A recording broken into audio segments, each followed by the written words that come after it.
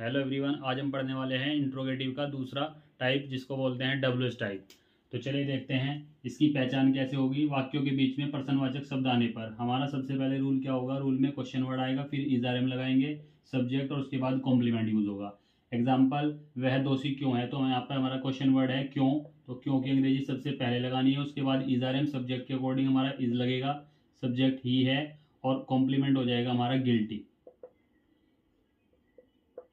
इसी प्रकार interrogative plus अगर निगेटिव होता है तो सब्जेक्ट के तुरंत बाद नोट का प्रयोग करते हैं। तुम आज उपस्थित क्यों नहीं हो, तो सबसे पहले क्वेश्चन वर्ड वाई, उसके बाद तुम के अकॉर्डिंग हमारा आर लगेगा, उसके बाद सब्जेक्ट हमारा यू हो जाएगा, फिर नोट, और उपस्थित के लिए लगाएगा हमारा प्रेजेंट, और टुडे हमारा आज के लिए।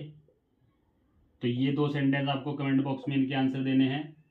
और अगला टॉपिक देखने के लिए वीडियो को लाइक करके चैनल को सब्सक्राइब करें। Thanks for joining.